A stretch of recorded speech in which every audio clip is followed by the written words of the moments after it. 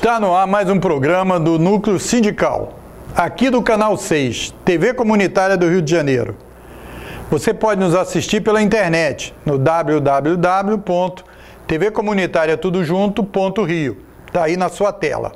A gente deixa o nosso telefone e e-mail para você interagir com a gente. Hoje o nosso assunto é a situação dos sindicatos nessa política atual do governo Bolsonaro. Mais uma vez, nós temos a satisfação de entrevistar aqui Antônio Carlos de Oliveira, presidente do Sindicato dos Vigilantes do Rio de Janeiro, diretor da nova Central Sindical dos Trabalhadores e também da Federação dos Vigilantes. E também diretor aqui da nossa TV, que é a TV dos Movimentos Sociais, a TV Comunitária do Rio. Antônio, primeiro, obrigado aí pela sua presença mais uma vez aqui no Núcleo Sindical. E eu queria saber o seguinte, como é que é? O governo Bolsonaro quer acabar com os sindicatos? A proposta parece ser essa.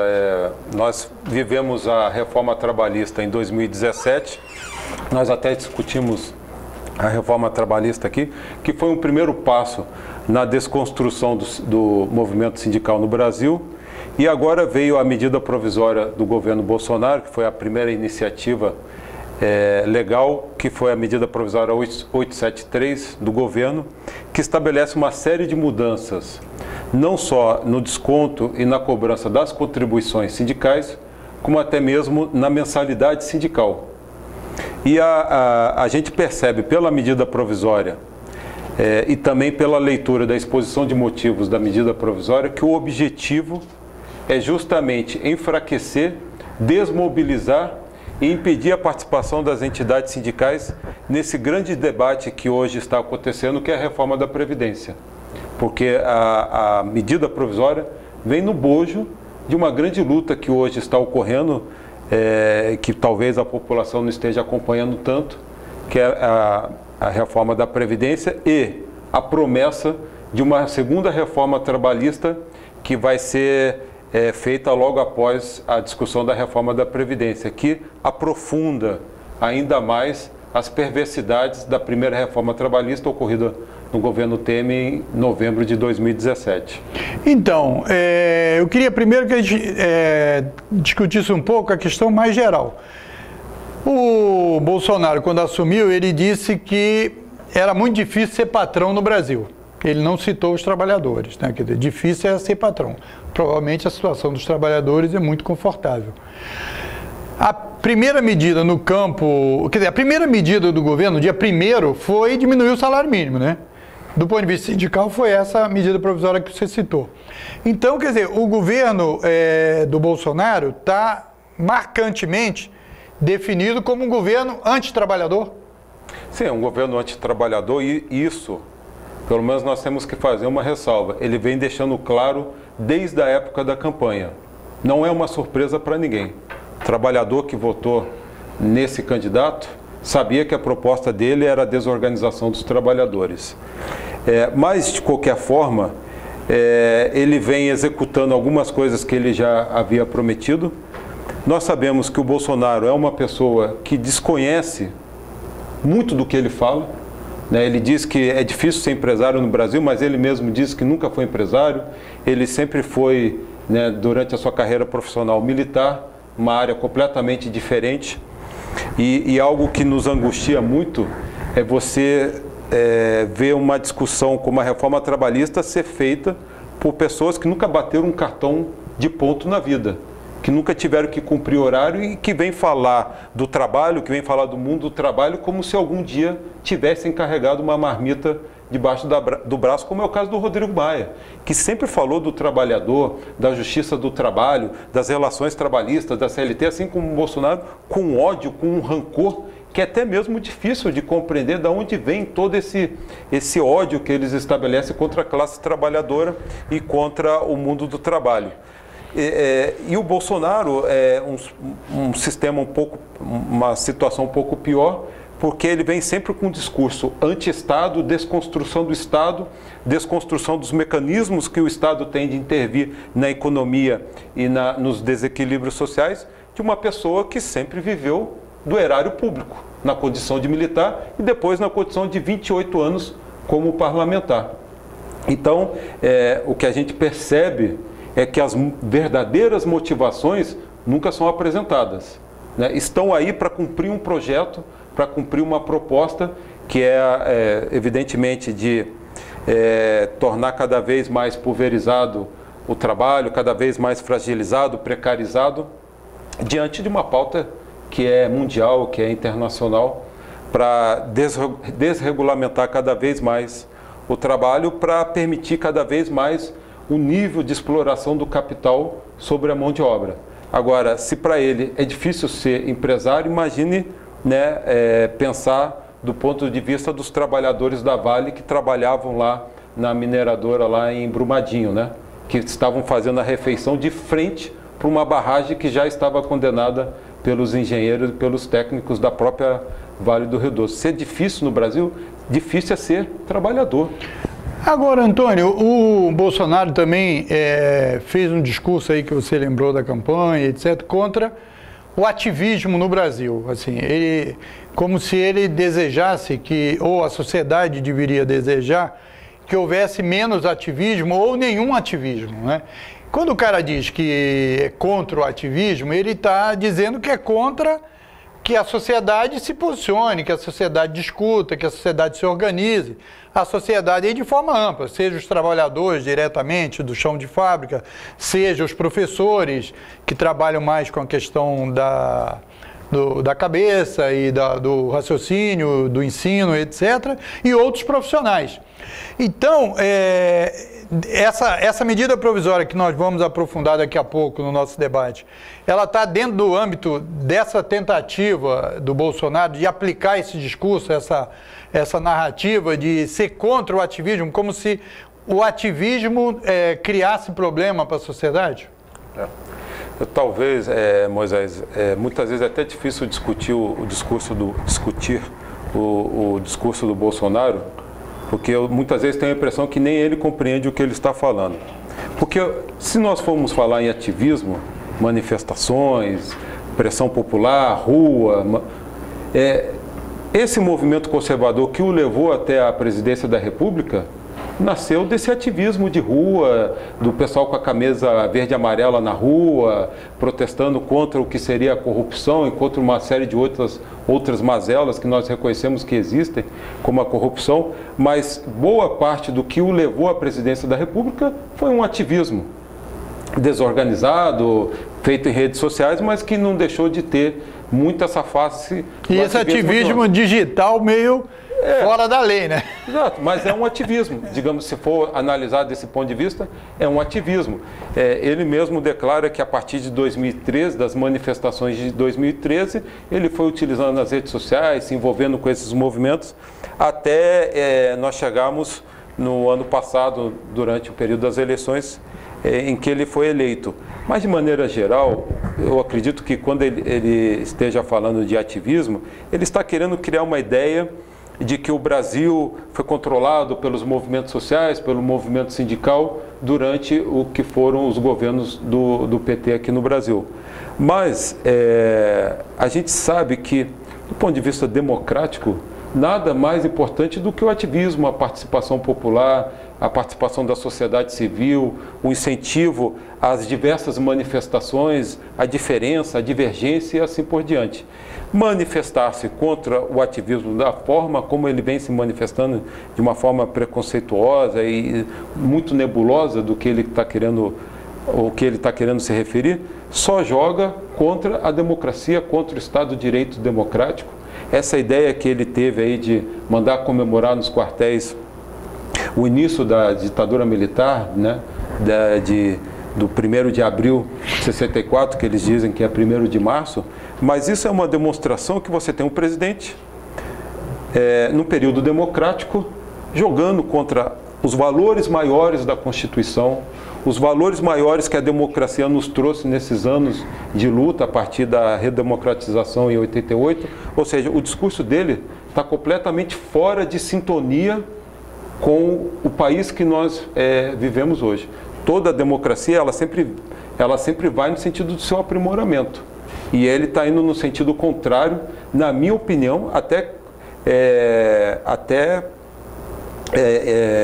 cometendo um crime de responsabilidade, porque não pode o presidente da República atentar contra o Estado democrático de direito, até porque o golpe militar 64 veio, né, com os militares rasgando a Constituição, rasgando o Estado democrático de direito do período. E a própria legitimidade dele de estar hoje na presidência com a faixa presidencial vem das eleições. Exatamente. Independente do que a gente acha que aconteceu nas eleições, que eu acho que tem um debate aí sobre isso, mas independente, eu acho que está correto o que você está falando.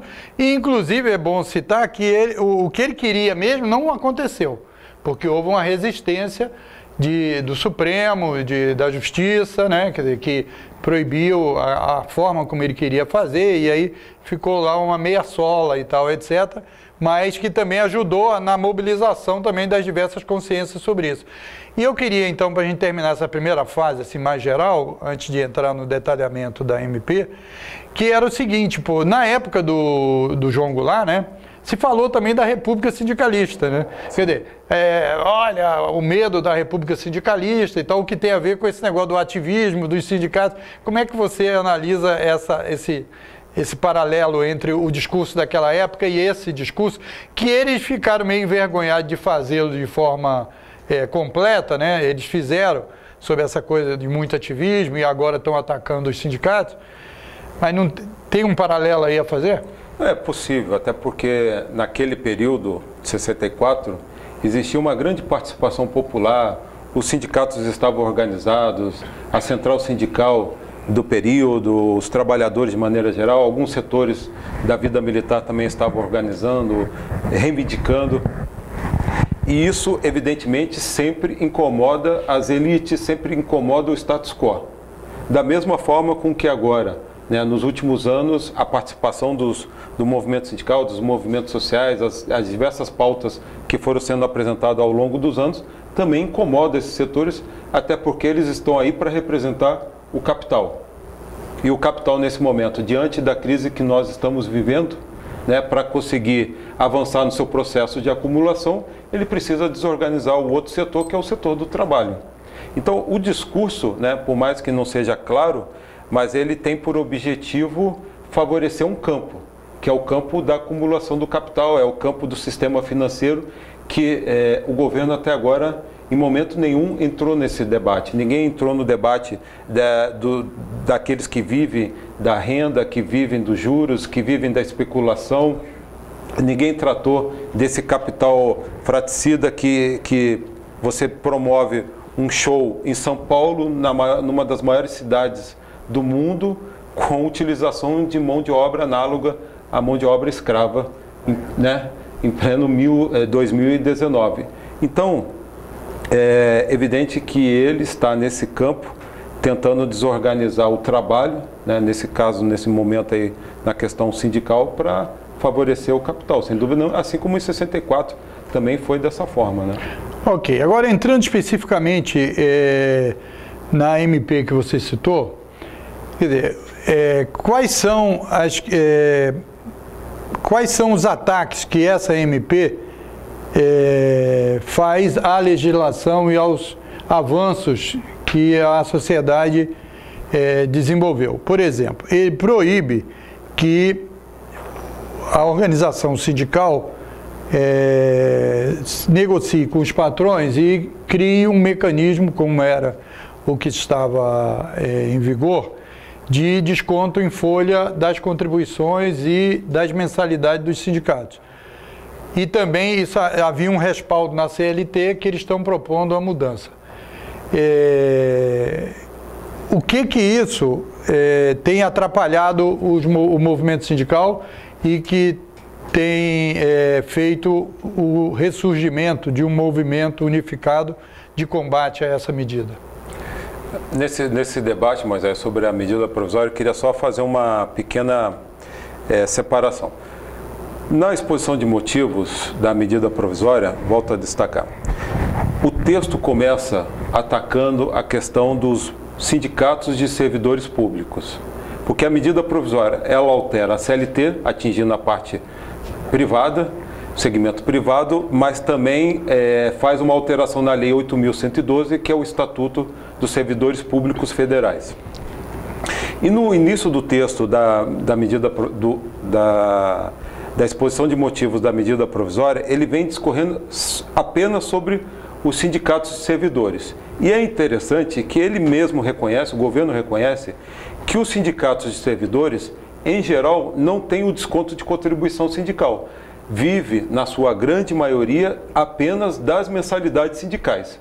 Mesmo no discurso ultradireita, né, que é contra qualquer tipo de desconto dos trabalhadores sem que eles autorizem expressamente, os sindicatos de servidores já vinha descontando apenas a mensalidade sindical, que é aquele servidor que diz, eu quero fazer parte do meu sindicato.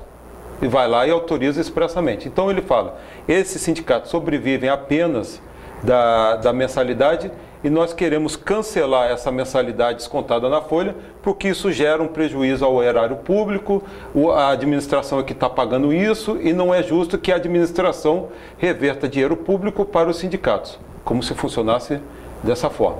Então, o primeiro ataque são os servidores públicos. E nós sabemos porque o governo quer tanto atacar os sindicatos de servidores públicos.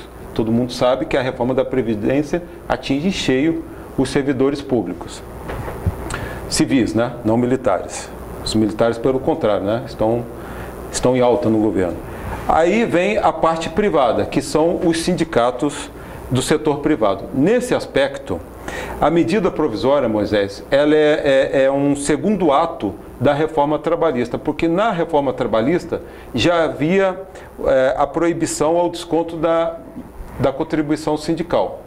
Porém, né, diversos setores da sociedade, não só os sindicatos, como o próprio Ministério Público do Trabalho, através do CONALES, que é a Comissão Nacional de Liberdade Sindical, já havia manifestado a opinião de que a contribuição sindical pode ser autorizada por assembleias.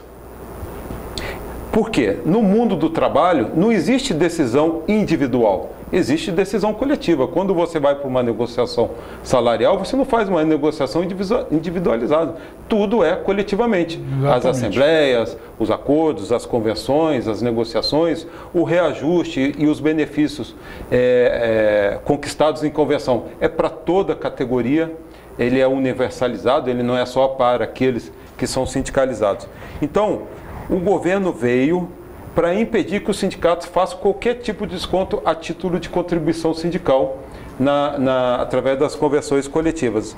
Então, foi como poderia dizer, foi uma vingança, né, daqueles que estavam na reforma trabalhista, como o Marinho, que substituiu a figura do ministro do Trabalho, o deputado relator da reforma, e que agora está no governo do Bolsonaro como membro como se fosse um diretor... Um secretário do trabalho. Então, ele viu que a reforma trabalhista não conseguiu emplacar no que diz respeito à contribuição sindical, e aí veio com essa medida provisória, né, deixando claro que você não pode, via assembleia ou qualquer outra forma, fazer nenhum desconto, a não seja que expressamente, individualmente, autorizado pelo trabalhador, que o desconto não pode ser feito em folha, ele tem que ser feito através de boleto enviado à casa do trabalhador. Então, eles vieram nesse momento da medida provisória, Moisés, tentar definitivamente acabar com os sindicatos. Só que eles acabaram indo muito longe, porque mesmo as mensalidades sindicais, eles querem proibir os sindicatos de descontarem em folha. Porque fizeram para os servidores, o objetivo era os servidores, mas no texto da lei acabou atingindo a todos os sindicatos. E evidentemente que ele vai criar uma dificuldade de acesso do trabalhador à sua entidade de classe. A gente sabe a dificuldade de você ficar emitindo boleto para cada sindicalizado que você tem. A gente sabe que os bancos ganham muito com isso, nessa emissão absurda de boletos, porque cada boleto emitido é pago, mas assim, o mais importante é que o objetivo é dificultar o acesso do trabalhador ao seu sindicato e, por consequência, fragilizar ainda mais os sindicatos. Agora, é claro que essa medida faz parte desse objetivo Primeiro que a gente discutiu, que você falou, que é o enfraquecimento da organização da sociedade, em particular dos trabalhadores. Porque se for aplicar isso para o governo, né, então o INSS vai ter que mandar um boleto para cada pessoa. Porque quem que desconta? Na contribuição sindical, Moisés, quando veio a reforma trabalhista e aquela discussão se a contribuição poderia... Aliás, se a reforma trabalhista, enquanto lei ordinária, poderia mudar a contribuição sindical, a nossa defesa, pelo menos do ponto de vista formal e jurídico, é tributo conforme a Constituição tem que ser alterada por lei complementar. A reforma trabalhista veio por lei ordinária. Pela própria Constituição, não poderia fazer essa alteração. No entanto, eles abriram esse precedente de que só poderia ser descontada a contribuição sindical quem autorizasse expressamente. Mas eu pergunto para você, a contribuição sindical, enquanto tributo, conforme está disposto na Constituição, só pode ser descontado quem autoriza. Isso funciona para qualquer outro imposto que você tenha que exatamente, pagar? Não há isonomia. É isso ISS, exatamente. Eu posso agora decidir se eu pago imposto de renda ou não? É isso que eu acho que o contraponto é exatamente nesse sentido que eu estava querendo dizer. Porque você não pode criar uma isonomia não isonômica, né, para ser bem redundante. Porque a isonomia é isso. A contribuição sindical ou o imposto sindical não chega a ser um tributo, é um para-tributo. Você tem uma discussão aí. Tem caráter de tributo. Isso, exatamente. Mas por quê? Porque os sindicatos prestam um serviço ao nível do Estado, na medida que são obrigados a defender todos os trabalhadores, independente deles serem sócios ou não. Isso dá um caráter é para isso que a contribuição sindical, em tese, financiaria o trabalho do sindicato, certo? Que é o seguinte: qualquer trabalhador pode ir ao seu sindicato, que terá um advogado para defendê-lo, obrigado por lei. E isso é financiado pela contribuição de todos os trabalhadores, independente se ele é sócio ou não. Então, essa não isonomia, é isso que você realçou, porque é o seguinte: então, o imposto de renda de quem recebe salário é descontado em folha. Na fonte, não, né? Então não vai descontar mais. Isso. Tudo bem. É isso que se quer, não vai descontar mais. Vão mandar um boletozinho,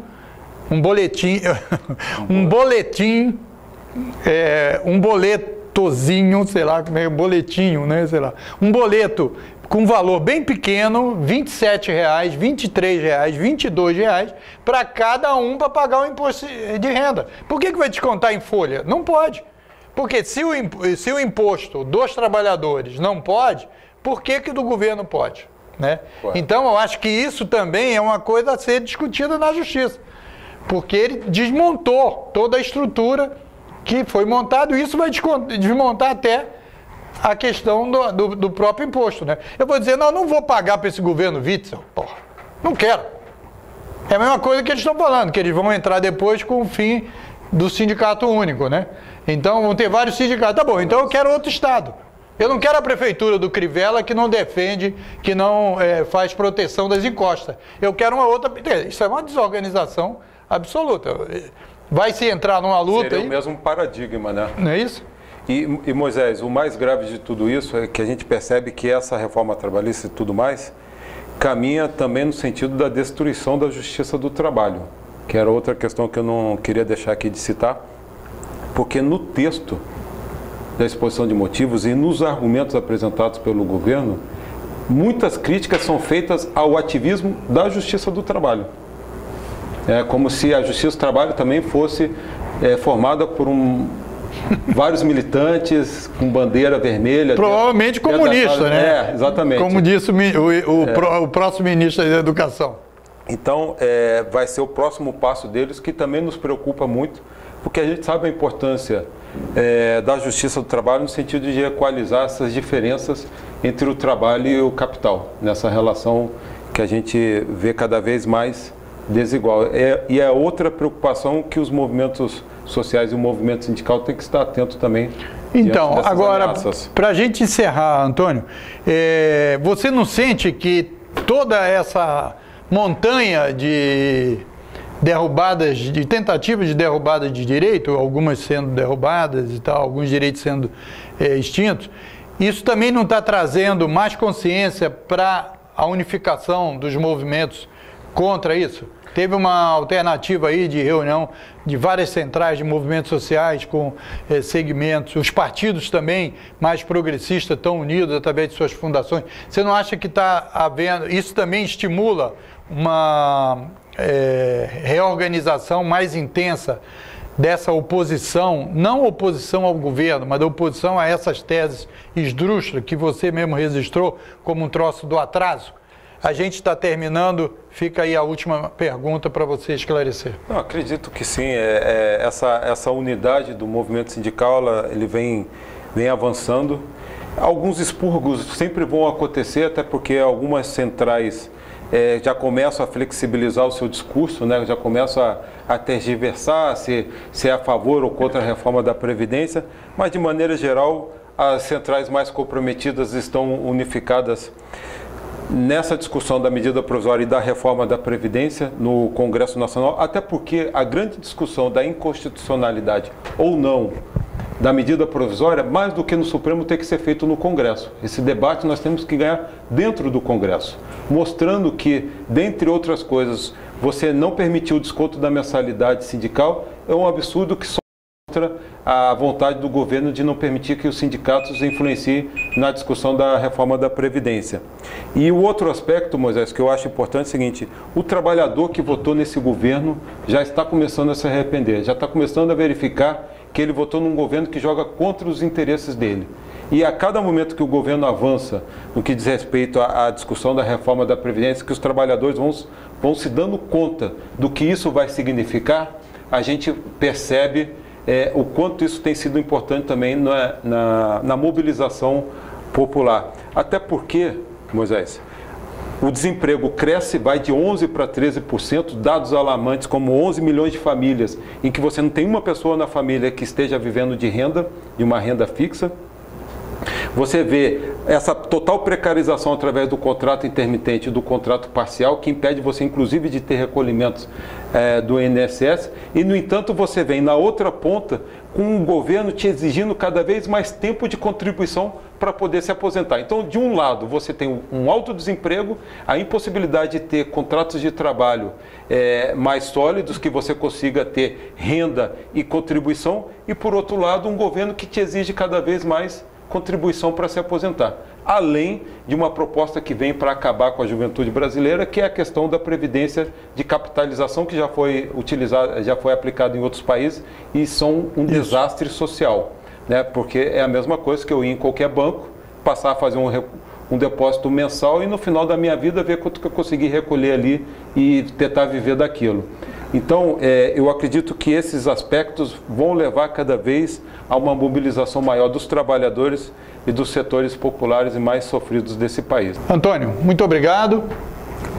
Eu quero agradecer a você, a sua audiência, a sua paciência de acompanhar aqui mais um programa do Núcleo Sindical, aqui do Canal 6, TV Comunitária do Rio. Tchau.